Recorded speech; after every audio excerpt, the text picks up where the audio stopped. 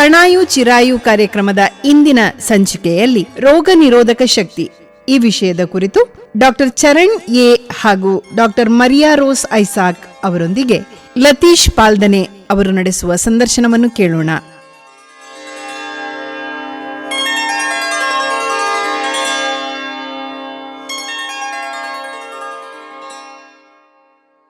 ಕೇಳುಗರೆ, ಕಾರ್ಯಕ್ರಮಕ್ಕೆ ಸ್ವಾಗತ. ಇವತ್ತಿನ ಈ ಕಾರ್ಯಕ್ರಮದಲ್ಲಿ ನಮ್ಮ ಜೊತೆಗಿದ್ದಾರೆ ಕಣಚೂರು ಆಯುರ್ವೇದ ಮೆಡಿಕಲ್ ಕಾಲೇಜು ಆಸ್ಪತ್ರೆ ಇಲ್ಲಿನ RMOಗಳಾದ ಡಾಕ್ಟರ್ ಚರಣ್ ಎ ಹಾಗೂ ಡಾಕ್ಟರ್ ಮರಿಯಾ ರೋಸ್ ಐಸಾಕ್ ಇವರು ಇವತ್ತು ನಮಗೆ ರೋಗ ನಿರೋಧಕ ಶಕ್ತಿ ಅಂದರೆ ಏನು, ಅದನ್ನು ಹೇಗೆ ಉದ್ದೀಪನಗೊಳಿಸೋದು, ಇವುಗಳ ಬಗ್ಗೆ ಮಾಹಿತಿಯನ್ನು ನೀಡಲಿಕ್ಕಿದ್ದಾರೆ. ಇಬ್ಬರಿಗೂ ಕೂಡ ಕಾರ್ಯಕ್ರಮಕ್ಕೆ ಆತ್ಮೀಯವಾದಂತಹ ಸ್ವಾಗತ. ಡಾಕ್ಟ್ರೇ, ಈಗ ಮೊದಲನೇದಾಗಿ ನಾವು ಈ ರೋಗ ನಿರೋಧಕ ಶಕ್ತಿ ಅನ್ನೋದನ್ನು ನಾವು ಕೇಳ್ತಾ ಇರ್ತೇವೆ. ಅದನ್ನು ಹೆಚ್ಚಿಸಬೇಕು, ಅದಿಲ್ಲದಿದ್ದರೆ ರೋಗ ಬರುತ್ತೆ ಅನ್ನುವಂತಹ ಒಂದು ಮಾತುಗಳನ್ನು ಕೇಳ್ತಾ ಇರ್ತೇವೆ. ಮೂಲತಃ ಈ ರೋಗ ನಿರೋಧಕ ಶಕ್ತಿ ಅಂದರೆ ಏನು ಮತ್ತು ನಮ್ಮ ಆರೋಗ್ಯದಲ್ಲಿ ಇದರ ಪಾತ್ರ ಏನು? ರೋಗ ನಿರೋಧಕ ಶಕ್ತಿ ಅಂದರೆ ಪದ ಸೂಚಿಸುವ ಹಾಗೆ ರೋಗಗಳನ್ನು ನಿರೋಧಿಸುವ ಅಥವಾ ಶರೀರದಲ್ಲಿ ಯಾವುದೇ ರೋಗಗಳ ಉತ್ಪಾದನೆಯನ್ನು ತಡೆಗಟ್ಟುವಂತಹ ಶರೀರದ ಒಂದು ಸಾಮರ್ಥ್ಯ. ಇದನ್ನು ನಾವು ರೋಗ ನಿರೋಧಕ ಶಕ್ತಿ ಅಂತ ಕರೆಯುವುದು. ಶರೀರಕ್ಕೆ ಈಗ ನಾವು ಯಾವುದಾದರೂ ರೋಗಾಣುಗಳಿಗೆ ಸ್ಪರ್ಶಿಸಿದಾಗ ಅಥವಾ ನಮ್ಮ ಸಮೀಪ ಯಾವುದಾದರೂ ರೋಗಾಣುಗಳು ಬಂದರೆ ಅಥವಾ ಶರೀರದ ಒಳಗಿನ ರಾಸಾಯನಿಕವಾಗಿ ಅಥವಾ ಭೌತಿಕವಾಗಿ ಯಾವುದಾದರೂ ಏರುಪೇರುಗಳಾದರೆ ಅದರಿಂದಾಗಿ ನಮಗೆ ರೋಗಗಳ ಉತ್ಪಾದನೆ ಆಗುತ್ತೆ. ಸೊ ಇಂಥ ಸಂದರ್ಭದಲ್ಲಿ ಪ್ರಾಥಮಿಕವಾಗಿ ಮದ್ದು ಸೇವಿಸುವ ಮುಂಚಿತವಾಗಿ ನಮ್ಮ ಶರೀರವೇ ಅದನ್ನು ತಡೆಗಟ್ಟುವಂತಹ ಪ್ರಯತ್ನವನ್ನು ಮಾಡ್ತದೆ. ಉದಾಹರಣೆಗೆ ನಮಗೆ ಒಂದು ಕಟ್ ಗಾಯ ಆಯಿತು ಅಂತ ಹೇಳಿದ್ರೆ ಒಂದು ಲೆವೆಲ್ವರೆಗೆ, ಒಂದು ಪರಿಧಿಯವರೆಗೆ ನಮ್ಮ ಶರೀರವೇ ಅದನ್ನು ಗುಣ ಮಾಡಲಿಕ್ಕೆ ಟ್ರೈ ಮಾಡ್ತದೆ. ಸೊ ಈ ಶರೀರದಲ್ಲಿ ಅದರಷ್ಟಕ್ಕೆ ಬಂದಂತಹ ಈ ಸಾಮರ್ಥ್ಯವನ್ನು ನಾವು ಆ ಶರೀರದ ರೋಗ ನಿರೋಧಕ ಶಕ್ತಿ ಅಂತ ಹೇಳ್ತೇವೆ. ಅಂದ್ರೆ ಒಟ್ಟಾರೆಯಾಗಿ ಹೇಳೋದಾದ್ರೆ ತನ್ನನ್ನು ತಾನು ಗುಣಪಡಿಸಲಿಕ್ಕೆ ಶರೀರಕ್ಕೆ ಇರುವಂತಹ ಒಂದು ಸಾಮರ್ಥ್ಯವನ್ನು ರೋಗ ನಿರೋಧಕ ಶಕ್ತಿ ಅಂತ ಹೇಳ್ಬೋದು. ಡಾಕ್ಟರ್, ಈಗ ಆಯುರ್ವೇದದ ದೃಷ್ಟಿಯಿಂದ ಹೇಳೋದಾದ್ರೆ ಏನ್ ಹೇಳುತ್ತೆ ಆಯುರ್ವೇದ ಇದ್ರ ಬಗ್ಗೆ? ಆಯುರ್ವೇದದಲ್ಲಿ ನಾವು ರೋಗ ನಿರೋಧಕ ಶಕ್ತಿ, ಇಂಗ್ಲಿಷ್ನಲ್ಲಿ ಕರೆಯುವುದಾದ್ರೆ ನಾವು ಇಮ್ಯುನಿಟಿ ಅಂತ ಹೇಳ್ತೇವೆ. ಆಯುರ್ವೇದದಲ್ಲಿ ನಾವು ಇದನ್ನು ವ್ಯಾಧಿ ಕ್ಷಮತ್ವ ಅಂತ ಹೇಳ್ತೇವೆ. ವ್ಯಾಧಿ ಕ್ಷಮತ್ವ ಅಂದ್ರೆ ವ್ಯಾಧಿ ಉತ್ಪಾದನೆ, ನಾನು ಆಗಲೇ ಹೇಳಿದ ಹಾಗೆ ವ್ಯಾಧಿ ಉತ್ಪಾದನೆ ಆಗದ ಹಾಗೆ ಕ್ಷಮತ್ವ ಅಥವಾ ಬಲ, ಅದನ್ನು ವಿರೋಧಿಸುವಂತಹ ಶರೀರದ ಒಂದು ಸಾಮರ್ಥ್ಯ. ಸೊ ಇದನ್ನು ವ್ಯಾಧಿ ಕ್ಷಮತ್ವ ಅಂತ ಆಯುರ್ವೇದದಲ್ಲಿ ನಾವು ಕರೀತೇವೆ. ಇಲ್ಲಿ ನಾವು ಒಂದು ಅರ್ಥ ಮಾಡ್ಕೋಬೇಕಾಗತ್ತೆ. ಏನಂತ ಹೇಳಿದ್ರೆ, ನೀವು ವ್ಯಾಧಿ ಅಥವಾ ರೋಗ ಅಂತ ಹೇಳಿದ್ರಿ, ಅಂದ್ರೆ ಯಾವ ರೀತಿಯ ರೋಗಗಳನ್ನ ದೇಹ ಗುಣಪಡಿಸಲಿಕ್ಕೆ ಸಾಧ್ಯ ಇದೆ ಮತ್ತೆ ಯಾವುದನ್ನ ಆಗಲ್ಲ ಅನ್ನುವಂಥದ್ದು ಇದೆಯಾ? ಈಗ ಶರೀರದ ಗುಣದ ಮೇಲೆ ಅವಲಂಬಿತವಾಗಿರ್ತದೆ. ಶರೀರ ಹೇಗೆ ಬಿಲ್ಟ್ ಆಗಿದೆ ಅಥವಾ ಹೇಗೆ ಬೆಳವಣಿಗೆ ಆಗಿದೆ ಅಥವಾ ಯಾವ ಭಾಗದಲ್ಲಿ ಬೆಳವಣಿಗೆ ಆಗಿದೆ ಅದು ಅದಕ್ಕೆ ಅವಲಂಬಿತವಾಗಿರ್ತದೆ. ಅದು ಅಲ್ಲದೆ ವಯಸ್ಸಿನ ಮೇಲೆ ಕೂಡ ಅವಲಂಬಿತವಾಗಿರ್ತದೆ. ಮಕ್ಕಳಿಗೆ, ವೃದ್ಧರಿಗೆ ಅಥವಾ ಯೌವನದಲ್ಲಿರುವವರಿಗೆ ಸ್ವಲ್ಪ ಬೇಗ ರೋಗಗಳನ್ನು ಗುಣಪಡಿಸುವಂತಹ ಕೆಪಾಸಿಟಿ ಇರ್ತದೆ. ಅದೇ ರೀತಿ ವಯೋವೃದ್ಧರಲ್ಲಿ ಸ್ವಲ್ಪ ಅದೇ ಕಡಿಮೆ ಇರ್ತದೆ, ಮಕ್ಕಳಲ್ಲಿ ಸ್ವಲ್ಪ ಕಡಿಮೆ ಇರ್ತದೆ. ಅದ ಅಲ್ಲದೆ ರೋಗದ ಗುಣದ ಮೇಲೆ ಕೂಡ, ರೋಗ ಬಲ ಅಂತ ನಾವು ಆಯುರ್ವೇದದಲ್ಲಿ ಹೇಳ್ತೇವೆ, ಕೆಪಾಸಿಟಿ ಆಫ್ ಅಥವಾ ಸ್ಟ್ರೆಂತ್ ಆಫ್ ಡಿಸೀಸ್, ರೋಗದ ಬಲದ ಮೇಲೆ ಕೂಡ ಅವಲಂಬಿತವಾಗಿರ್ತದೆ. ಈಗ ಒಂದು ವೈರಲ್ ಬಂದ್ರೆ ಪ್ರತಿ ಜನರಿಗೂ ಒಂದು ಈಚ್ ಪರ್ಸನ್, ಒಬ್ಬೊಬ್ಬ ವ್ಯಕ್ತಿಗೆ ಬರುವಂತಹ ವೈರಸ್ನ ಆ ತೀಕ್ಷ್ಣತೆ ಒಂದೇ ರೀತಿ ಇರ್ಬೇಕಂತ ಹೇಳಿಲ್ಲ. ಸೊ ಅದನ್ನು ನಾವು ರೋಗ ಬಲ ಅಂತ ಹೇಳ್ತೇವೆ ಆಯುರ್ವೇದದಲ್ಲಿ. ಅದಕ್ಕೆ ಕೂಡ ಅವಲಂಬಿತವಾಗಿರುತ್ತೆ. ಅಂದ್ರೆ ಒಂದೇ ರೋಗ ಬೇರೆ ಬೇರೆ ವ್ಯಕ್ತಿಗಳಿಗೆ ಬಂದಾಗ ಅವರ ಒಂದು ರೆಸ್ಪಾನ್ಸ್ ಬೇರೆ ಬೇರೆ ಇರುತ್ತೆ. ಶರೀರದ ರೆಸ್ಪಾನ್ಸ್ ಕೂಡ ಬೇರೆ ಇರ್ತದೆ, ಆ ವೈರಸ್ನ ಗುಣ ಕೂಡ ಬೇರೆ ಇರ್ತದೆ. ಅವರ ಜೀವನ ಶೈಲಿ ಪ್ರಮುಖವಾಗಿ, ಮತ್ತೆ ಅವರ ಕೆಲಸದ ಶೈಲಿ ಆಗಲಿ, ಆಹಾರ ಶೈಲಿ ಆಗಲಿ, ಇದೆಲ್ಲವೂ ಒಂದು ರೋಗ ಬಂದ ಮೇಲೆ ಅದನ್ನು ಗುಣಪಡಿಸುವಂತಹ ಆಧಾರದ ಮೇಲೆ ಅವಲಂಬಿತವಾಗಿರ್ತದೆ. ಈಗ ಒಂದು ವ್ಯಕ್ತಿಯಲ್ಲಿ ರೋಗ ನಿರೋಧಕ ಶಕ್ತಿ ಕಡಿಮೆ ಆಗ್ತಾ ಇದೆ ಅಂತ ಹೇಳಿದ್ರೆ ಅದಕ್ಕೆ ಏನೆಲ್ಲ ಕಾರಣಗಳಿರುತ್ತೆ ಡಾಕ್ಟ್ರೆ? ಕಡಿಮೆ ಆಗ್ತಾ ಇದೆ ಅಂತ ಹೇಳಿದ್ರೆ ಮೊದಲು ಲಕ್ಷಣಗಳನ್ನಂದ್ರೆ, ಈಗ ಒಂದು ಉದಾಹರಣೆಯನ್ನು ಕೊಡಬೇಕಾದ್ರೆ, ಒಂದು ರೋಗಗ್ರಸ್ತ ಏರಿಯಾದಲ್ಲಿ ಅಥವಾ ಒಂದು ಜಾಗದಲ್ಲಿ ಹಲವಾರು ವ್ಯಕ್ತಿಗಳನ್ನು ನಾವು ಕಂಡ್ರೆ, ಒಂದು 10 ವ್ಯಕ್ತಿಗಳ ಕಂಡ್ರೆ ಅದರಲ್ಲಿ ಎಲ್ಲರಿಗೂ ಆ ರೋಗ ಬಾಧಿಸಬೇಕಂತ ಹೇಳಿಲ್ಲ. ಕೆಲವರಿಗೆ ಲಕ್ಷಣಗಳು ಬರದ ಹಾಗೆ ಆ ರೋಗ ಶರೀರ ಅದನ್ನು ಎದುರಿಸ್ತದೆ. ಅದೇ ಇನ್ನು ಕೆಲವರಿಗೆ ಅತ್ಯಂತ ಬೇಗವಾಗಿ ಆ ರೋಗಗಳು ಬರುವಂತಹ ಸಾಧ್ಯತೆ ಇರ್ತದೆ. ಸೊ ಇದರಲ್ಲಿ ಲಕ್ಷಣಗಳಂತ ಹೇಗೆ ಹೇಳಿದ್ರೆ ಅಂದ್ರೆ, ಒಂದು ರೋಗ ಯಾವುದು ಬರ್ತದೆ ಅದರ ಲಕ್ಷಣಗಳಿರ್ತದೆ. ಇನ್ನೊಂದು ಆ ರೋಗಗಳಿಗೆ, ಈಗ ರೋಗ ಬಂದ ಕೂಡಲೇ ನಾವೇನ್ ಮಾಡ್ತೇವೆ, ವೈದ್ಯರ ಬಳಿ ಹೋಗ್ತೇವೆ. ಪ್ರಾಥಮಿಕ ಫಸ್ಟ್ ಲೈನ್ ಆಫ್ ಟ್ರೀಟ್ಮೆಂಟ್ ಅಂತ ಇರ್ತದೆ. ಪ್ರಾಥಮಿಕವಾಗಿ ಚಿಕಿತ್ಸಾ ಪದ್ಧತಿಗೆ ಆ ಶರೀರ ಕೆಲವೊಮ್ಮೆ ರೆಸ್ಪಾಂಡ್ ಮಾಡುವುದಿಲ್ಲ. ಕೆಲವೊಮ್ಮೆ ಸಾಧಾರಣ ಒಬ್ಬ ಮನುಷ್ಯನಿಗೆ ಕೊಡುವ ಟ್ರೀಟ್ಮೆಂಟ್ ಅವರಿಗೆ ಕೊಟ್ಟರು ಕೂಡ ಅದು ಅವರಿಗೆ ಸಾಲದೆ ಆ ರೋಗ ಗುಣಪಡಲಿಕ್ಕೆ ಸ್ವಲ್ಪ ಡಿಲೇ ಆಗ್ತದೆ. ಅಥವಾ ರೋಗಗಳ ಹೀಲಿಂಗ್ ಅಥವಾ ಗುಣಪಡಿಸುವಿಕೆ, ಆ ಒಂದು ಸಮಯ ಏನಿರ್ತದೆ ಅದು ಡಿಲೇ ಆಗ್ತಾ ಹೋಗ್ತದೆ. ಪುವರ್ ಇಮ್ಯುನಿಟಿ ಅಥವಾ ಕಡಿಮೆ ರೋಗ ನಿರೋಧಕ ಶಕ್ತಿ ಹೊಂದಿದಂತಹ ಒಬ್ಬ ವ್ಯಕ್ತಿಯಲ್ಲಿರುವಂತಹ ಲಕ್ಷಣಗಳು. ಈಗ ಸಾಮಾನ್ಯವಾಗಿ ಯಾವುದೇ ಸಾಂಕ್ರಾಮಿಕ ರೋಗಗಳು ಬಂದಾಗ ಒಂದು ಪದವನ್ನ ಕೇಳ್ತೇವೆ ನಾವು, ಹರ್ಡ್ ಇಮ್ಯುನಿಟಿ ಅಂತ ಹೇಳಿ. ಏನಿದು ಹರ್ಡ್ ಇಮ್ಯುನಿಟಿ? ಇದಕ್ಕೆ ಆಯುರ್ವೇದದಲ್ಲಿ ಏನಾದರೂ ಪರಿಕಲ್ಪನೆಗಳು ಇದೆಯಾ?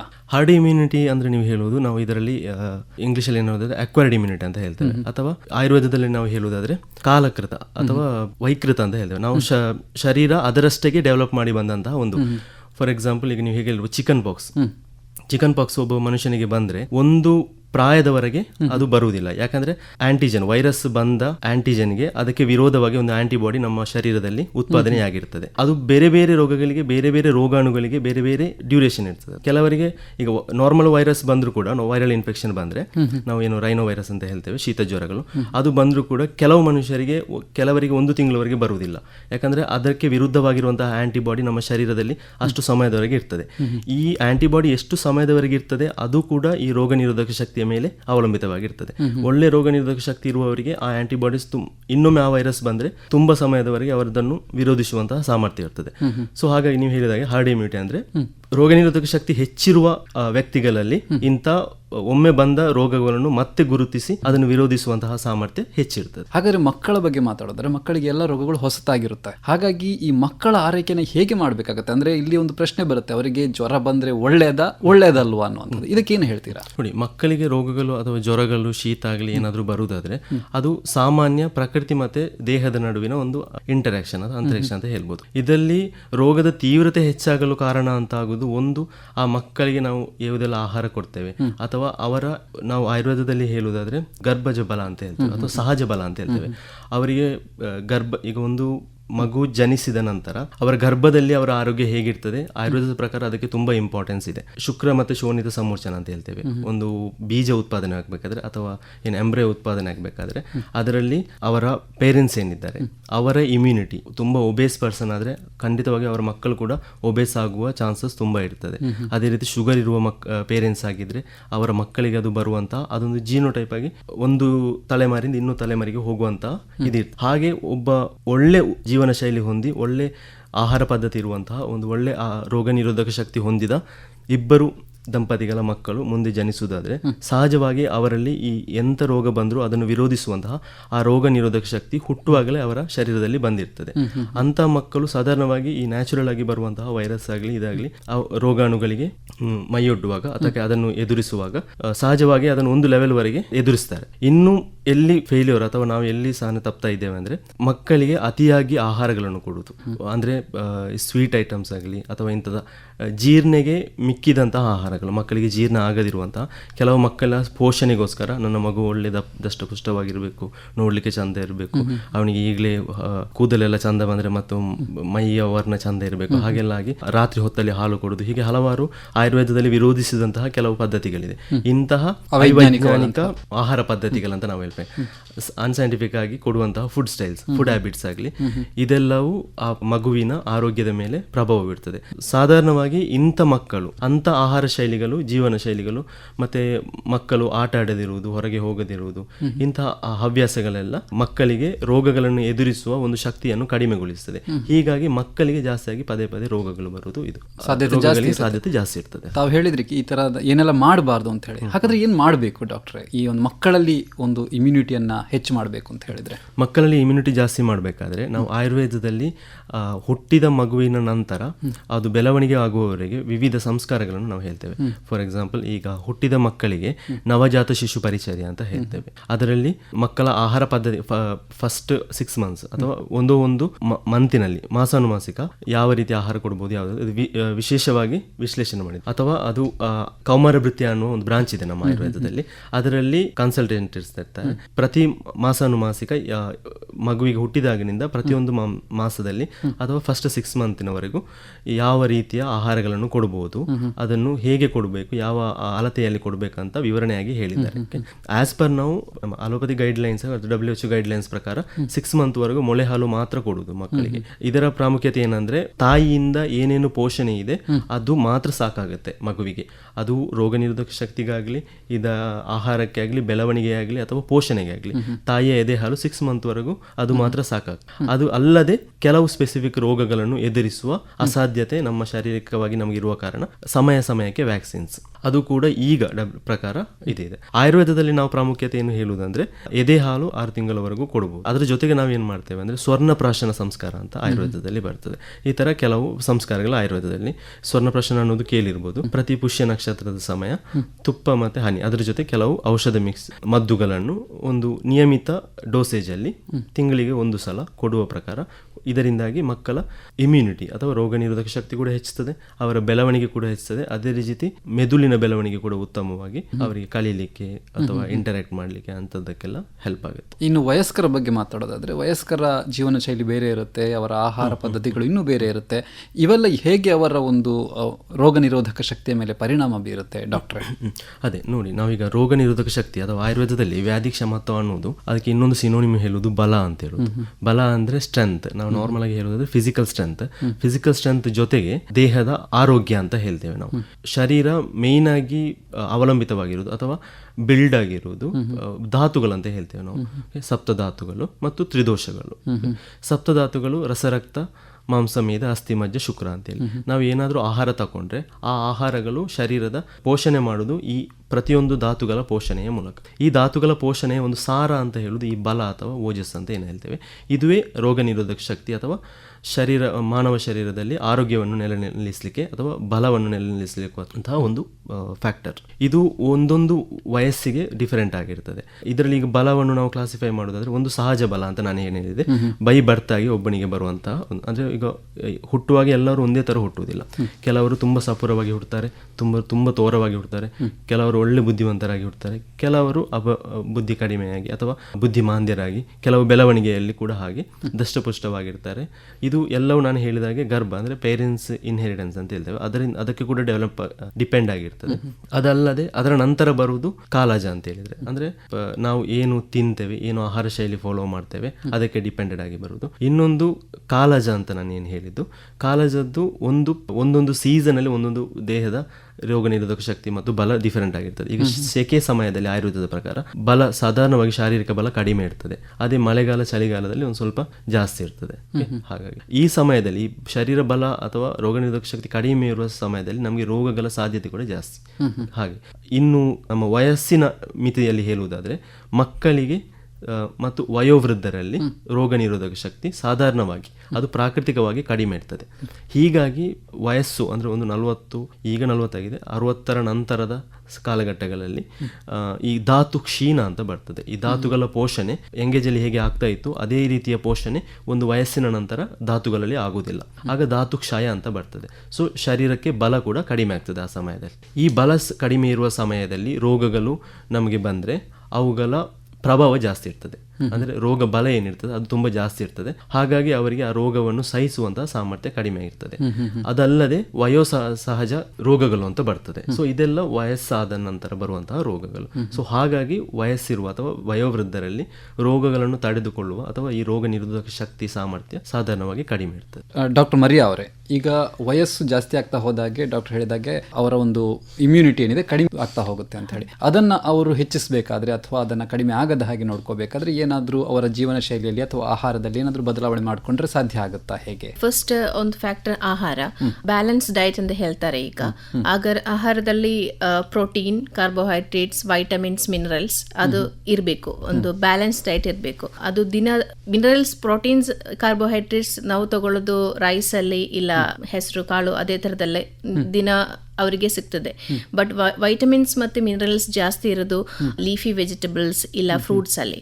ಸೊ ದಿನ ಅವ್ರದ್ದು ಡಯಟ್ ಅಲ್ಲಿ ಒಂದು ಫ್ರೂಟ್ಸ್ ಇಲ್ಲ ಒಂದು ಲೀಫಿ ವೆಜಿಟೇಬಲ್ಸ್ ಇಲ್ಲ ವೆಜಿಟೇಬಲ್ಸ್ ಇನ್ಕ್ಲೂಡ್ ಮಾಡಬೇಕಾಗ್ತದೆ. ಅವಾಗ ಬ್ಯಾಲೆನ್ಸ್ ಡಯಟ್ ತಗೊಂಡ್ರೆ ಅವ್ರಿಗಿದು ಸ್ವಲ್ಪ ಇಮ್ಯುನಿಟಿ ಜಾಸ್ತಿ ಆಗ್ತದೆ. ಮತ್ತೆ ಒಂದು ರೆಗ್ಯುಲರ್ ಎಕ್ಸಸೈಸ್ ಅಂದ್ರೆ ಈಗ ಒಂದು ಏಜ್ ಆಗುವಾಗ ಅವರಿಗೆ ಎಕ್ಸಸೈಸ್ ಮಾಡೋದು ಶಕ್ತಿ ಕಡಿಮೆ ಆಗ್ತದೆ. ಬಟ್ ಎಕ್ಸಸೈಸ್ ದಿನವಾಗಿ ರೆಗ್ಯುಲರ್ ಆಗಿ ಮಾಡಿದರೆ ಅವ್ರದ್ದು ಇನ್ಫ್ಲಮೇಷನ್ಸ್, ಒಂದು ಏಜ್ ಆಗುವಾಗ ಇನ್ಫ್ಲಮೇಷನ್ಸ್ ಬಾಡಿಯಲ್ಲಿ ಇರ್ತದೆ, ಇನ್ಫ್ಲಮೇಷನ್ಸ್ ಕಡಿಮೆ ಆಗ್ತದೆ. ಅದರಿಂದ ಅವರಿಗೆ ಇಮ್ಯುನಿಟಿ ಜಾಸ್ತಿ ಆಗ್ಬೋದು ಒಂದು ರೆಗ್ಯುಲರ್ ಎಕ್ಸಸೈಸ್ ಮಾಡಿದ್ರೆ. ಮತ್ತೆ ಒಂದು ಅಡಿಕ್ವೇಟ್ ಸ್ಲೀಪ್, ಚೆನ್ನಾಗಿ ನಿದ್ರೆ ಮಾಡಿದ್ರೆ. ಒಂದು ಏಜ್ ಆಗುವಾಗ ಒಂದು 7 to 8 hours sleep very important, stress ಕಡಿಮೆ ಮಾಡಲಿಕ್ಕೆ. ಕ್ವಾಲಿಟಿ ಸ್ಲೀಪ್ ಇದ್ರೆ ಸ್ಟ್ರೆಸ್ ಕಡಿಮೆ ಮಾಡ್ಬೋದು, ಇಮ್ಯುನಿಟಿ ಜಾಸ್ತಿ ಮಾಡ್ಬೋದು. ಮತ್ತೆ ಒಂದು ಸ್ಟ್ರೆಸ್ ಜಾಸ್ತಿ ಆಗಿರೋದು, ಸೊ ತುಂಬಾ ರಿಸರ್ಚ್ ಅಲ್ಲಿ ಕೂಡ ಪ್ರೂವ್ ಮಾಡಿದೆ, ಸ್ಟ್ರೆಸ್ ಜಾಸ್ತಿ ಆದ್ರೆ ಇಮ್ಯುನಿಟಿ ಕಡಿಮೆ ಆಗ್ತದೆ ಅಂದ್ರೆ. ಸೊ ಸ್ಟ್ರೆಸ್ ಮ್ಯಾನೇಜ್ಮೆಂಟ್ ಮಾಡಕ್ಕಾಗ್ತದೆ ಅಂದ್ರೆ ಇಮ್ಯುನಿಟಿ ಕೂಡ ಜಾಸ್ತಿ ಮಾಡ್ಬೋದು. ಡಾಕ್ಟರ್, ಈಗ ಕೆಲವರಲ್ಲಿ ವಿಶೇಷವಾದ ಸಮಸ್ಯೆಗಳಿರುತ್ತೆ. ಉದಾಹರಣೆಗೆ ಅವರಿಗೆ ಜ್ವರ ಅಥವಾ ಶೀತ ಬರೋದೇ ಇಲ್ಲ, ಆದರೆ ಬಂದಾಗ ತೀವ್ರ ಥರದಾಗಿರುತ್ತೆ. ಇದಕ್ಕೂ ರೋಗ ನಿರೋಧಕ ಶಕ್ತಿಗೂ ಏನಾದರೂ ಸಂಬಂಧ ಇದೆಯಾ? ಸಂಬಂಧಗಳಿರುತ್ತೆ. ರೋಗ ನಿರೋಧಕ ಶಕ್ತಿ ಅಂದರೆ ಈಗ ಯಾವುದೇ ರೋಗ ಬಂದರೂ ಖಂಡಿತವಾಗಿಯೂ ನಮ್ಮ ಶರೀರದಲ್ಲಿರುವಂತಹ ರೋಗ ನಿರೋಧಕ ಶಕ್ತಿ ಅಥವಾ ಇಮ್ಯುನಿಟಿ ಏನಿದೆ ಅದಕ್ಕೆ ಬಹಳ ದೊಡ್ಡ ಒಂದು ರೋಲ್ ಇರ್ತದೆ ಅಥವಾ ಇದಿರ್ತದೆ. ಸೊ ನೀವು ಹೇಳಿದ ಹಾಗೆ ಕೆಲವರಿಗೆ ರೋಗ ಬರುವುದೇ ಇಲ್ಲ ಅಥವಾ ಬಂದಾಗ ತುಂಬ ತೀವ್ರ ಆಗ್ತದೆ ಅಂತ ಹೇಳಿದರೆ ಅದು ನಾವು ರೋಗ ನಿರೋಧಕ ಶಕ್ತಿಯಿಂದಲೇ ಅಂತ ಹೇಳಲಿಕ್ಕೂ ಆಗುವುದಿಲ್ಲ. ಕೆಲವೊಮ್ಮೆ ಅವರಿಗೆ ರೋಗ ಬರದೇ ಇರುವುದು ಅವರ ರೋಗ ನಿರೋಧಕ ಶಕ್ತಿ ಅಷ್ಟು ಗಟ್ಟಿಯಾಗಿರುವ ಕಾರಣ ಅಥವಾ ಸ್ಟ್ರಾಂಗ್ ಆಗಿ ಇರುವ ಕಾರಣ ಕೂಡ ಆಗಿರ್ಬೋದು. ಒಂದು ವೇಳೆ ಬರುವ ಬಂದ ಕ್ಷಣ, ಈಗ ತುಂಬ ಸಮಯದ ನಂತರ ಅವರಿಗೆ ಶೀತ ಜ್ವರ ಆ ಥರ ಏನಾದರೂ ಬಂತು ಅಥವಾ ಬೇರೆ ಏನಾದರೂ ಕಾಯಿಲೆ ಬಂತು, ಅದು ಅವರಿಗೆ ತೀವ್ರವಾಗಿ ಬಂದಿದೆ ಅಂದರೆ ಅದು ಖಂಡಿತವಾಗಿಯೂ ಅವರ ಆ ರೋಗಾಣು ಏನಿದೆ ಅದಕ್ಕೆ ಡಿಪೆಂಡ್ ಆಗಿರ್ತದೆ. ಅಥೋಜೆನಿಸಿಸ್ ಅಂತ ಏನು ಹೇಳ್ತೇವೆ, ಆ ರೋಗ ಉತ್ಪಾದನೆ ಪ್ರಕ್ರಿಯೆ ಅಥವಾ ಆ ರೋಗಾಣು ತುಂಬ ಸ್ಟ್ರಾಂಗ್ ಇದ್ರೆ ಅದರಿಂದ ಆಗಿರಲೂಬಹುದು. ಇನ್ನೊಂದು ನಾನು ಹೇಳಿದ ಹಾಗೆ ಅವರು ರೋಗ ಬಂದ ಸಮಯದಲ್ಲಿ ನಾವು ಆಯುರ್ವೇದದಲ್ಲಿ ಹೇಳುವುದಾದರೆ ಖಂಡಿತವಾಗಿಯೂ ಆ ಕ್ಲೈಮೇಟ್ ಯಾವುದು ಅಥವಾ ಎಲ್ಲಿ ಅವರು ಫಿಸಿಕಲ್ ಸ್ಟ್ರೆಸ್ ಎಷ್ಟಿರ್ತದೆ, ತುಂಬ ಈಗ ನೀವು ಕೇಳಿದಾಗೆ ಫಿಸಿಕಲಿ ವರ್ಕ್ ಮಾಡುವುದಾದರೆ ಆ ಟೈಮಲ್ಲಿ ಮೇ ಬಿ ಅವರು ತುಂಬ ಸ್ಟ್ರೆಸ್ಸೇ ಇಲ್ಲದೆ ವರ್ಕ್ ಮಾಡಿರ್ಬೋದು, ರೆಸ್ಟೇ ಇಲ್ಲದೆ. ಈಗ ಮೇಡಮ್ ಹೇಳಿದಾಗೆ ರೆಸ್ಟ್ ಅನ್ನುವುದು ಅಥವಾ ನಿದ್ದೆ, ಆಹಾರ ಇದೆಲ್ಲವೂ ಒಂದು ನಿಯಮಿತ ಪ್ರಮಾಣದಲ್ಲಿ ನಮಗೆ ಅತ್ಯಗತ್ಯ.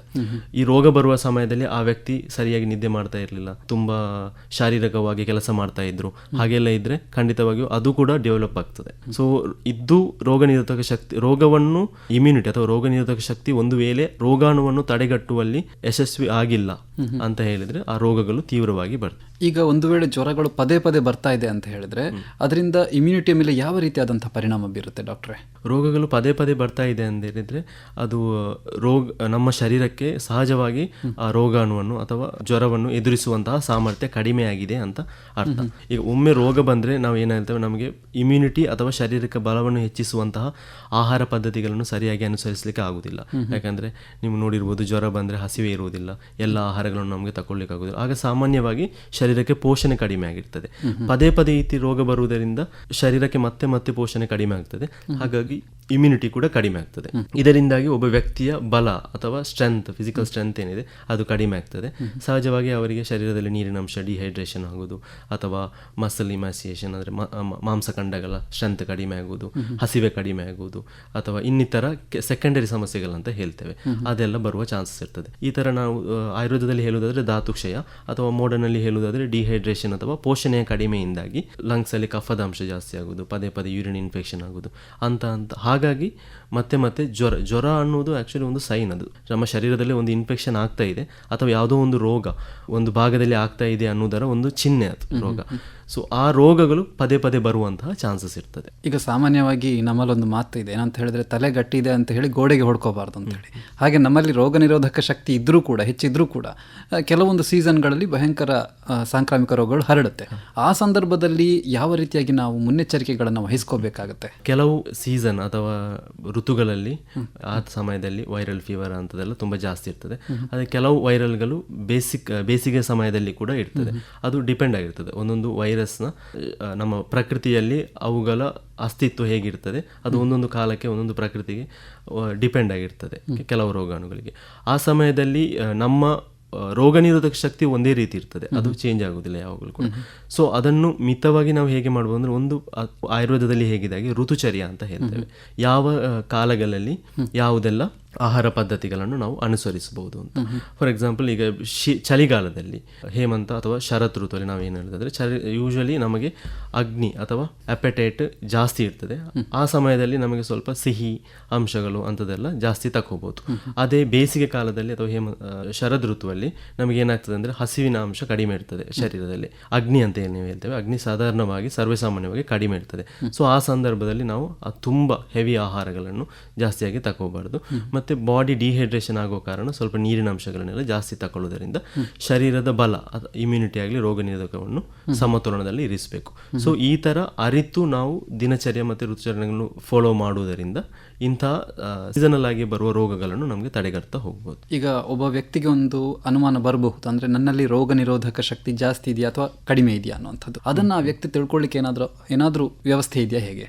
ಸ್ಪೆಸಿಫಿಕ್ ಆಗಿ ನಮಗೆ ಅದಕ್ಕೋಸ್ಕರ ವೈಜ್ಞಾನಿಕವಾಗಿ ಟೆಸ್ಟ್, ಇಮ್ಯುನಿಟಿ ಟೆಸ್ಟ್ ಆ ಥರ ಏನಾದರೂ ಬರುವುದಿಲ್ಲ. ಬಟ್ ನಮಗೆ ಹೇಗೆ ಅಂದರೆ ನಾವು ರೋಗಕ್ಕೆ ಹೇಗೆ ಒಬ್ಬ ಮನುಷ್ಯನಿಗೆ ನಾವು ಆರೋಗ್ಯವಾಗಿದೆ ಅಂತ ನಾವು ಹೇಗೆ ಹೇಳೋದು, ಒಂದು ಅವನು ಎಷ್ಟು ಆಕ್ಟಿವ್ ಆಗಿರ್ತಾನೆ, ಫಿಸಿಕಲ್ ಆಗಲಿ ಮೆಂಟಲ್ ಆಗಲಿ ಎಷ್ಟು ಆಕ್ಟಿವ್ ಆಗಿರ್ತಾನೆ, ರೋಗಗಳನ್ನು ಹೇಗೆ ಎದುರಿಸ್ತಾನೆ. ಅವನಿಗೆ ಒಬ್ಬನಿಗೆ ಪದೇ ಪದೇ ರೋಗ ಬರುವುದಾಗಲಿ ಅಥವಾ ಒಂದು ನಾರ್ಮಲ್ ಸಾಧಾರಣವಾಗಿ ಒಬ್ಬ ಮನುಷ್ಯನಿಗೆ ಶಾರೀರಿಕವಾಗಿ ಮಾಡುವ ಕೆಲಸಗಳನ್ನು ಒಬ್ಬ ಮನುಷ್ಯನಿಗೆ ಮಾಡಲಿಕ್ಕೆ ಆಗದೇ ಇರುವುದು, ಅಥವಾ ನಮ್ಮ ಸಾಮಾನ್ಯ ಕೆಲಸಗಳನ್ನು, ದೈನಂದಿನ ಕೆಲಸಗಳನ್ನು ಮಾಡಲಿಕ್ಕೆ ಆಗದಿರುವುದಾಗಲಿ, ಇದೆಲ್ಲವೂ ಕೂಡ ರೋಗ ನಿರೋಧಕ ಶಕ್ತಿ ಕಡಿಮೆ ಇರುವ ಲಕ್ಷಣಗಳು. ಪದೇ ಪದೇ ರೋಗ ಬರುವುದು, ಸ್ವಲ್ಪ ಚಿಕ್ಕ ಮಟ್ಟಿನ ವ್ಯಾಯಾಮ ಅಥವಾ ಕೆಲಸಗಳನ್ನು ಕೂಡ ನಮಗೆ ಮಾಡಲಿಕ್ಕೆ ಆಗದಿರುವುದು, ಮತ್ತೆ ಎಲ್ಲ ಆಹಾರಗಳನ್ನು ಜೀರ್ಣ ಮಾಡಲಿಕ್ಕೆ ಇಲ್ಲದಂತಹ ಶಕ್ತಿಗಳು, ಡೈಜೆಷನ್ ಕೆಪಾಸಿಟಿ ಏನಿದೆ ಕಡಿಮೆ ಇರುವುದು, ಅಥವಾ ದಿನನಿತ್ಯ ಮಲ ವಿಸರ್ಜನೆ ಅಂತ ಹೇಳ್ತೇವೆ, ಶರೀರದಿಂದ ವೇಸ್ಟ್ ಪ್ರಾಡಕ್ಟ್ಸ್, ಮಲ ಅಂಶಗಳನ್ನು ಸರಿಯಾಗಿ ಹೊರಡಿಸಲಿಕ್ಕೆ ಆಗದೇ ಇರುವುದು, ಹಸಿವೆ ಕಡಿಮೆ, ಇಂಥ ಸಮಸ್ಯೆಗಳೆಲ್ಲ ಸಾಧಾರಣವಾಗಿ ರೋಗ ನಿರೋಧಕ ಶಕ್ತಿ ಕಡಿಮೆ ಇರುವಂತಹ ಲಕ್ಷಣಗಳು. ಈಗ ಡಾಕ್ಟ್ರೆ, ಕಡೆಯದಾಗಿ ಇವತ್ತಿನ ನಮ್ಮ ಜೀವನ ಶೈಲಿ ಬಹಳಷ್ಟು ಬದಲಾಗಿದೆ. ಯಾಕೆಂತ ಹೇಳಿದ್ರೆ ನಾವು ಹೊರಗಡೆ ತಿನ್ನೋದು ಅದನ್ನು ತಪ್ಪಿಸ್ಲಿಕ್ಕೂ ಆಗೋದಿಲ್ಲ, ಅಥವಾ ಎಲ್ಲ ಸಮಯದಲ್ಲೂ ವ್ಯಾಯಾಮ ಮಾಡೋದಕ್ಕೂ ಆಗೋದಿಲ್ಲ. ಇಂತಹ ಹಲವಾರು ಮಿತಿಗಳ ನಡುವೆ ನಾವು ಬದುಕ್ತಾ ಇದ್ದೇವೆ. ಇಂತಹ ಸಂದರ್ಭದಲ್ಲಿ ನಾವು ನಮ್ಮ ರೋಗ ನಿರೋಧಕ ಶಕ್ತಿಯನ್ನು ಕಾಪಾಡಿಕೊಳ್ಬೇಕು ಅಂತ ಹೇಳಿದ್ರೆ ನಾವು ಒಂದು ಸಾಮಾನ್ಯವಾದ ಯಾವ ರೀತಿಯಾದಂಥ ಜೀವನ ಶೈಲಿಯನ್ನು ಹೊಂದಬೇಕಾಗತ್ತೆ? ಸ್ಟ್ರೆಸ್ ಲೈಫ್ ಅಥವಾ ಮನುಷ್ಯನಿಗೆ ನಾವು ಈಗ ಏನು ಒಬ್ಸರ್ವ್ ಮಾಡ್ತಾ ಇದ್ದೇವೆ ಅಂದರೆ ನಮ್ಮ ನೀಡ್ ಅಥವಾ ಮನುಷ್ಯನ ಆಸೆಗಳು ತುಂಬ ಇದೆ ಇರ್ತದೆ. ಒಂದೊಂದು ವ್ಯಕ್ತಿಗೆ ನಾನು ಹೀಗಾಗಬೇಕು ಅನ್ನೋ ಆಸೆಗಳು ತುಂಬ ಇರ್ತದೆ. ಕೆಲವರು ಏನು ಮಾಡ್ತಾರೆ, ಈ ಆಸೆಗಳನ್ನು ಸಾಧಿಸುವ ಒಂದು ಓಟದಲ್ಲಿ ನಮ್ಮ ಆರೋಗ್ಯವನ್ನು ಪರಿಗಣಿಸುವುದಿಲ್ಲ. ನಾವು ಹೇಗೆ ದೊಡ್ಡ ದೊಡ್ಡ ಬಿಲ್ಡಿಂಗ್ಗಳನ್ನು ಕಟ್ಟುವಾಗ ನಾವು ಪ್ರಕೃತಿಗೆ ಎಷ್ಟು ಹಾನಿ ಮಾಡ್ತೇವೆ ಅಂತ ನೋಡುವುದಿಲ್ವೋ, ಅದೇ ಥರ ನಾವು ಹಣ ಸಂಪಾದಿಸುವುದು ಒಂದು ಉತ್ತಮ ಜೀವನದ ಆಧಾರ. ಆ ನಡುವೆ ನಾವು ಕೆಲವೊಮ್ಮೆ ಏನು ಮಾಡ್ತೇವೆ, ನಮ್ಮ ಆರೋಗ್ಯ ಸ್ಥಿತಿ ಅಥವಾ ನಮ್ಮ ಫಿಸಿಕಲ್ ಸ್ಟ್ರೆಂತ್ ಏನಿದೆ, ಆರೋಗ್ಯ ಪರಿಸ್ಥಿತಿಯನ್ನು, ಅದರ ರಕ್ಷಣೆಯನ್ನು ತುಂಬವಾಗಿ ಕಡೆಗಣಿಸ್ತೇವೆ. ಇದರಿಂದಾಗಿ ಸರ್ವೇಸಾಧಾರಣವಾಗಿ ಮನುಷ್ಯನಿಗೆ ಆರೋಗ್ಯ ಸಮಸ್ಯೆಗಳು ಬರ್ತದೆ. ಫ್ಯೂಚರಲ್ಲಿ ಏನಾಗ್ತದೆ ಅಂದರೆ ಈ ಥರ ಕಂಟಿನ್ಯೂಸ್ ಆಗಿ ಅಥವಾ ನಿರಂತರವಾಗಿ ಈ ಥರ ಆರೋಗ್ಯಗಳನ್ನು ಕಡೆಗಣಿಸುವುದರಿಂದ ನಮಗೆ ಒಂದು 60 ವರ್ಷಕ್ಕೆ ಬರುವ ರೋಗಗಳೆಲ್ಲ 40 ವರ್ಷಕ್ಕೆ ಬರ್ತದೆ. ನಾನು ಹೇಳಿದಾಗೆ ಮನುಷ್ಯ ಶರೀರ ಅನ್ನುವುದು ಕ್ಷೀಣಿಸುತ್ತಾ ಹೋಗುತ್ತಿರುವಂತಹ ಒಂದು ಬಾಡಿ, ಅದು ಒಂದೇ ಲೆಕ್ಕ ಇರುವುದಿಲ್ಲ, ಕ್ಷೀಣ ಆಗ್ತಾ ಹೋಗ್ತದೆ. ಸೊ ನಾವು ಇದನ್ನು ಮೇಡಮಿಗೆ ಹೇಳಿದಾಗೆ ಸರಿಯಾದ ನಿದ್ದೆ ಇಲ್ಲ, ಅತಿಯಾದ ಸ್ಟ್ರೆಸ್. ಈಗ ನಾವು ಆಹಾರ ವ್ಯಾಯಾಮ ಎಷ್ಟು ಮಾಡ್ತೇವೋ ಅದೇ ಥರ ನಮ್ಮ ಸತ್ವಬಲ ಅಂತ ಏನು ಹೇಳ್ತೇವೆ, ಮನಸ್ಸಿನ ಚಿಂತನೆ, ಇನ್ನೊಬ್ಬರ ಹತ್ರ ಮಾಡುವ ಬಿಹೇವಿಯರ್, ಸೋಷಿಯಲ್ ವೆಲ್ ಬೀಯಿಂಗ್ ಅಂತ ಹೇಳ್ತೇವೆ ನಾವು ಹೆಲ್ತಿನ ಡೆಫಿನೇಷನಲ್ಲಿ. ಸೊ ಈ ಸೋಷಿಯಲ್ ವೆಲ್ ಬೀಯಿಂಗ್ ಕೂಡ ನಮಗೆ ಅಷ್ಟೇ ಇರಬೇಕು. ಒಬ್ಬ ವ್ಯಕ್ತಿಯಲ್ಲಿರುವ ಇಂಟ್ರಾಕ್ಷನ್ ಆಗಲಿ, ಒಂದು ಸಿಚುವೇಶನ್ ನಾವು ಹ್ಯಾಂಡಲ್ ಮಾಡೋದಾಗಲಿ, ಸ್ಟ್ರೆಸ್ ತಗೊಳ್ಳೋದಾಗಲಿ, ಇದೆಲ್ಲ ಒಂದು ವ್ಯಕ್ತಿಯಿಂದ ಒಂದಿಗೆ ಡಿಫರೆನ್ಸ್. ಇದನ್ನೆಲ್ಲ ಎಷ್ಟು ಚಂದವಾಗಿ ನಾವು ಹ್ಯಾಂಡಲ್ ಮಾಡ್ತೇವೆ, ಇದೆಲ್ಲ ಒಂದು ಆರೋಗ್ಯದ ಲಕ್ಷಣಗಳಲ್ಲಿ ಬರುವಂತಹ ಒಂದು ಲಕ್ಷಣಗಳು. ಸೊ ಇದನ್ನೆಲ್ಲ ಪರಿಗಣಿಸಿ ನಮ್ಮ ಶರೀರಕ್ಕೆ ಅಗತ್ಯವಾದ ರೆಸ್ಟ್ ಅಥವಾ ನಿದ್ರೆ, ನಿಯಮಿತವಾದಂತಹ ಆಹಾರ, ನಮಗೆ ಹಸಿವಿಲ್ಲದಿದ್ದರೂ ಕೂಡ ಆಯುರ್ವೇದದಲ್ಲಿ ನಾವು ಏನು ಹೇಳುವುದಂದ್ರೆ ಅಗ್ನಿ ಅಥವಾ ಹಸಿವಾದಾಗ ಮಾತ್ರ ನಮ್ಮ ಶರೀರ ಆಹಾರವನ್ನು ಕೇಳ್ತದೆ. ಬಾಯಾರಿಕೆ ಆಗುವಾಗ ನಮ್ಮ ಆಹಾರ ನೀರಿನ ಅಂಶಗಳನ್ನು ಶರೀರ ಕೇಳ್ತದೆ. ಸೊ ಆ ಸಮಯಕ್ಕೆ ನೀರು ಕುಡಿಯಬೇಕು, ಸಮಯಕ್ಕೆ ಆಹಾರ ಮಾಡಬೇಕು, ಮಲ ವಿಸರ್ಜನೆ ಮಾಡುವ ಸಮಯಕ್ಕೆ ಮಲ ವಿಸರ್ಜನೆ ಮಾಡಬೇಕು. ಲಿಮಿಟೆಡ್ ಫಿಸಿಕಲ್ ಆಕ್ಟಿವಿಟಿ ಶರೀರಕ್ಕೆ ಅತಿ ಅಗತ್ಯವಾಗಿ ಬೇಕು. ಇದಕ್ಕೋಸ್ಕರ ನಾವು ಖಂಡಿತವಾಗಿಯೂ ನಮ್ಮ ಎಷ್ಟೇ ಬ್ಯುಸಿ ಇದ್ದರೂ ಒಂದು ಸ್ವಲ್ಪ ಆದರೂ ಟೈಮ್ ಕೊಡಲೇಬೇಕಾಗ್ತದೆ. ಓಕೆ, ಯಾಕಂದರೆ ನಾವು ನಮ್ಮ ಶರೀರವನ್ನು ನೆಲೆ ನಿಲ್ಲಿಸುವ ಒಂದು ಆಧಾರಗಳಾಗಲ್ಲ. ಸೊ ಶರೀರ ನೆಲೆ ನಿಂತರೆ ಮಾತ್ರ ನಮಗೆ ಬೇರೆ ಏನಾದರೂ ಮಾಡ್ಬೋದು. ಯಾವುದನ್ನು ಸಾಧಿಸೋದಿದ್ರು, ಸಂಪಾದನೆ ಮಾಡೋದಾದರೂ, ಶರೀರ ನೆಲೆ ನಿಲ್ಲಿಸೋದಾದ್ರೂ ಮಾತ್ರ ಮಾಡಬೇಕಾಗ್ತದೆ. ಸೊ ಇದನ್ನೆಲ್ಲ ಇಂಪಾರ್ಟೆಂಟ್ ಕೊಟ್ಟು ಅದಕ್ಕೆ ಹೇಗೆ ಮಾಡ್ಬೋದು ಅಂತ ಹೇಳಿದರೆ ಅದು ಒಬ್ಬೊಬ್ಬ ವ್ಯಕ್ತಿಯ ಶೆಡ್ಯೂಲ್ಗೆ ಅನುಸರಿಸಿ ಆಗಿರ್ತದೆ. ಸೊ ನಾವು ಈ ಒಂದು ಪಾಯಿಂಟನ್ನು ಮನಸ್ಸಿನಲ್ಲಿಟ್ಟುಕೊಂಡು ನಮಗಿದು ಮಾಡಲೇಬೇಕು ಅಂತ ನಾವು ದೃಢ ನಿರ್ಧಾರ ಮಾಡಿದರೆ ಖಂಡಿತವಾಗಿ ನಮಗೆ ಮಾಡಲಿಕ್ಕೆ ಆಗ್ತದೆ. ಮತ್ತು ಪ್ರತಿಯೊಬ್ಬರು ಅದು ಮಾಡಬೇಕು. ಇದರಿಂದಾಗಿ ರೋಗಗಳ ಸಂಖ್ಯೆ ಕೂಡ ಕಡಿಮೆ ಆಗ್ತದೆ, ರೋಗಗಳನ್ನು ಎದುರಿಸುವ ಸಾಮರ್ಥ್ಯ ಕೂಡ ಜಾಸ್ತಿ ಆಗ್ತದೆ. ಮತ್ತೆ ನಾವು ಆಸ್ಪತ್ರೆಗೆ ಹೋಗಿ ಅದಾಗಿದೆ ಇದಾಗಿದೆ ಅಂತ ಹೇಳುವ ಒಂದು ಕ್ವಶನರಿ ಕೂಡ ನಮ್ಮ ಆರೋಗ್ಯದ ಖರ್ಚು ಕೂಡ ಕಡಿಮೆ ಆಗ್ತದೆ. ಡಾಕ್ಟರ್ ಮರಿಯಾ ಅವರೇ, ತಾವೇನಾದರೂ ಹೇಳಲಿಕ್ಕೆ ಇಷ್ಟಪಡ್ತೀರಾ? ಈಗ ಒಬ್ರಿಗೆ ಇಮ್ಯುನಿಟಿ ಎಲ್ಲ ರೋಗ ಪ್ರತಿರೋಧ ಶೇಷಿ ಕಡಿಮೆ ಆದ್ರೆ ಬೇಗ ಗೊತ್ತಾಗ್ಬೋದು. ನಮಗೆ ಒಬ್ಸರ್ವ್ ಮಾಡಿದ್ರೆ ಸ್ಕಿನ್ ಅಲ್ಲಿ ಕೂಡ, ನಮ್ದು ಹೇರ್ ಅಲ್ಲಿ ಕೂಡ, ಇಲ್ಲ ನಮ್ದು ಡೈಜೆಷನ್ ಅಲ್ಲಿ ಕೂಡ ನೀವು ಸ್ವಲ್ಪ ಒಂದು ಒಬ್ಸರ್ವ್ ಮಾಡಿದ್ರೆ ನಿಮ್ಗೆ ಗೊತ್ತಾಗ್ತದೆ. ಸ್ಕಿನ್ ಅಲ್ಲಿ ಹೇಗೆ ಅಂದ್ರೆ, ನೀವು ಒಂದು ಸ್ಕಿನ್ ನಾರ್ಮಲ್ ಆಗಿದ್ರೆ ಸಡನ್ ಆಗಿ ಸ್ಕಿನ್ ಡ್ರೈ ಆಗೋದು, ಇಲ್ಲ ಇನ್ಫೆಕ್ಷನ್ಸ್ ಬರೋದು, ಯೂಶಲಿ ಇಂದ ಫಂಗಲ್ ಇನ್ಫೆಕ್ಷನ್ ಆಗಿರ್ಬೋದು, ಇಲ್ಲ ಎಕ್ಸಿಮಾ ಅಂತ ಹೇಳ್ತಾರೆ, ಯಾವ್ದಾದ್ರು ಇನ್ಫೆಕ್ಷನ್ ಆಗಿರ್ಬೋದು. ಹಾಗಿದ್ರೆ ಕೂಡ ನಮಗೆ ಗೊತ್ತಾಗಿರ್ಬೇಕು ನಿಮ್ದು ಇಮ್ಯುನಿಟಿ ಕಡಿಮೆ ಇದ್ರಿಂದ ಅದು ನಿಮಗೆ ಇನ್ಫೆಕ್ಷನ್ ಆಯಿತು ಅಂತ. ಈಗ ಹೇರ್ ಅಲ್ಲಾದ್ರೆ ಹೇರ್ ಡ್ರೈ ಆಗೋದು, ಹೇರ್ದು ಟೆಕ್ಸ್ಚರ್ ಚೇಂಜ್ ಆಗೋದು, ಸ್ಪ್ಲಿಟ್ ಹೇರ್ಸ್ ಆಗೋದು, ಹೇರ್ ಫಾಲ್ ಇರೋದು, ಅದರಿಂದ ನಾವು ಅರ್ಥ ಮಾಡ್ಕೊಳ್ಬೇಕು ಅದು ನಿಮ್ದು ಇಮ್ಯುನಿಟಿ ಇಲ್ಲ ರೋಗ ಪ್ರತಿರೋಧ ಶೇಷಿ ಕಡಿಮೆ ಆಗಿದ್ರೆ ಅಂತೆ. ಮತ್ತೆ ಡಾಕ್ಟರ್ ಹೇಳಿದ ಪ್ರಕಾರ ಪದೇ ಪದೇ ಡಿಸೀಸ್ ಬರೋದು, ಈಗ ಒಂದು ಶೀತೆ ಆಗಲಿ ನೆಗಡಿ ಆಗಲಿ ಕೆಮ್ಮಾಗಿ ಬಂದ್ರೆ ಅದು ಕಡಿಮೆ ಆಗ್ಲಿಕ್ಕೆ ಟೈಮ್ ತಗೊಳ್ತಾರೆ. ಸೊ ಒಂದು ಡಿಸೀಸ್ ಒಂದು 3 days ಅಲ್ಲಿ ಮೆಡಿಸಿನ್ ಕೊಟ್ರೆ ಕೂಡ ಕಡಿಮೆ ಆಗ್ಲಿಲ್ಲ ಅಂದ್ರೆ ಒಂದು 5 days ತಗೊಳ್ತಾರೆ ಅಂದ್ರೆ ಅದರಲ್ಲಿ ನಾವು ಅರ್ಥ ಮಾಡಬೇಕು ಇಮ್ಯುನಿಟಿ ಕಡಿಮೆ ಇದೆ ಅಂದ್ರೆ. ಆಗ ನಾವು ಅದರಲ್ಲಿ ಸ್ವಲ್ಪ ಕೇರ್ಫುಲ್ ಆಗಿರ್ಬೇಕು. ಮತ್ತೆ ಹಾಗೆ ಡೈಜೆಷನ್ ಆಗಿ, ಈಗ ಒಬ್ಬೊಬ್ರಿಗೆ ಗ್ಯಾಸ್ಟ್ರೈಟಿಸ್ ಆಗಿ, ಇಲ್ಲ ಇಂಡೈಜೆಷನ್ ಆಗಲಿ, ಇಲ್ಲ ಮೋಷನ್ಗೆ ಇಶ್ಯೂಸ್ ಆಗಲಿ, ಅದರಿಂದ ನಾವು ಏನು ಅರ್ಥ ಮಾಡ್ಕೊಳ್ಬೇಕಂದ್ರೆ ನಿಮ್ಮದು ಇಮ್ಯುನಿಟಿ ಇಲ್ಲ ನಿಮ್ಮದು ಮೆಟಾಬಾಲಿಸಮ್ ಕರೆಕ್ಟ್ ಆಗಲಿಲ್ಲ, ಏನೋ ಇಶ್ಯೂಸ್ ಉಂಟು, ಅದು ನೋಡಬೇಕಾಗ್ತದೆ ಅಂತ ಅರ್ಥ ಮಾಡ್ಕೊಳ್ಬೇಕು. ಮತ್ತು ಸುಸ್ತಾಗಲಿ, ಕೆಲವೊಂದು ಟೈಮ್ ಜನಗಳು ಸುಸ್ತಾಗಲಿಲ್ಲ, ಏನಾದರೂ ಕೆಲಸ ಮಾಡೋಕ್ಕಾಗ್ತಾ ಇಲ್ಲ, ಇಲ್ಲ ನಿದ್ರೆ ಮಾಡಬೇಕು, ಜಾಸ್ತಿ ನಿದ್ರೆ ಅಂತ ಹೇಳಿದರೆ ಅದು ಅವ್ರದ್ದು ಲೇಸಿನೆಸ್ ಅಂದೇ ಅಂದ್ಕೊಡ್ತಾಳೆ. ಕೆಲವೊಂದು ಟೈಮ್ ಅದವ್ರದ್ದು ಲೋ ಇಮ್ಯುನಿಟಿಯಿಂದ ಅದೇ ಥರ ಇರ್ಬೋದು, ಅದು ಅವ್ರದ್ದು ಕ್ಯಾರೆಕ್ಟರ್ ಇಲ್ಲ, ನೇಚರ್ ಅಲ್ಲ. ಸೊ ಅದು ಕೂಡ ಒಬ್ಸರ್ವ್ ಮಾಡಿ ನಾವು ಅರ್ಥ ಮಾಡ್ಕೊಳ್ಬೇಕಾಗ್ತದೆ. ಓಕೆ, ಧನ್ಯವಾದಗಳು ಇಬ್ಬರು ಡಾಕ್ಟರ್ಗಳಿಗೂ ಕೂಡ. ಇಷ್ಟು ಹೊತ್ತು ನಮಗೆ ಈ ರೋಗ ನಿರೋಧಕ ಶಕ್ತಿಯನ್ನು ಹೇಗೆ ಉದ್ದೀಪನಗೊಳಿಸೋದು, ಅದನ್ನು ಹೇಗೆ ಕಾಪಾಡಿಕೊಳ್ಳುವಂಥದ್ರ ಬಗ್ಗೆ ಬಹಳಷ್ಟು ಮಾಹಿತಿಯನ್ನು ನೀಡಿದ್ರಿ. ಈ ಕಾರ್ಯಕ್ರಮದಲ್ಲಿ ಭಾಗವಹಿಸಿದ್ದಕ್ಕಾಗಿ ಧನ್ಯವಾದಗಳು.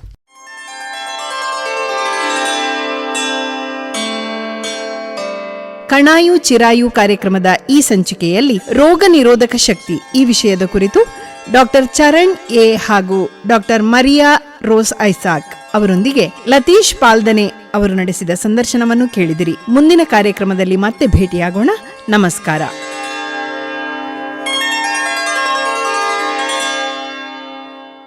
ಈ ಕಾರ್ಯಕ್ರಮದ ಪ್ರಾಯೋಜಕರು 2 ದಶಕಗಳಿಂದ ಶಿಕ್ಷಣ ಮತ್ತು ಆರೋಗ್ಯ ಕ್ಷೇತ್ರದಲ್ಲಿ ಸೇವೆ ಸಲ್ಲಿಸುತ್ತಿರುವ ಸಂಸ್ಥೆ ಕಣಚೂರು ಇಸ್ಲಾಮಿಕ್ ಎಜುಕೇಷನ್ ಟ್ರಸ್ಟ್ ಇದೀಗ ನಾಟೆಕಲ್ನಲ್ಲಿ 100 ಹಾಸಿಗೆಗಳ ಕಣಚೂರು ಆಯುರ್ವೇದ ವೈದ್ಯಕೀಯ ಕಾಲೇಜು ಆಸ್ಪತ್ರೆಯನ್ನು ಸ್ಥಾಪಿಸಿದೆ.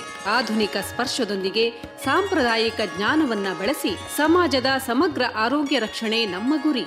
ಇಲ್ಲಿ ಪಂಚಕರ್ಮ, ಶಲ್ಯತಂತ್ರ, ಕಾಯಚಿಕಿತ್ಸೆ, ಶಾಲಕ್ಯತಂತ್ರ, ಪ್ರಸೂತಿ ಹಾಗೂ ಸ್ತ್ರೀರೋಗ ವಿಭಾಗ, ಕೌಮಾರ್ಯ ಭೃತ್ಯ, ಯೋಗ, ಧ್ಯಾನ, ಫಿಸಿಯೋಥೆರಪಿ ಮುಂತಾದ ವಿಭಾಗಗಳಲ್ಲಿ ಚಿಕಿತ್ಸೆಗಳು ಲಭ್ಯ. ದೇಹ ಮತ್ತು ಮನಸ್ಸಿನ ಉತ್ತಮ ಆರೋಗ್ಯಕ್ಕಾಗಿ ನಿಮ್ಮ ಆಯ್ಕೆ ಕಣಚೂರು ಆಯುರ್ವೇದ ವೈದ್ಯಕೀಯ ಕಾಲೇಜ್ ಆಸ್ಪತ್ರೆ ನಾಟೆಕಲ್. ದೂರವಾಣಿ ಸಂಖ್ಯೆ 22033331 ಹಾಗೂ 22033332. STD code 0824.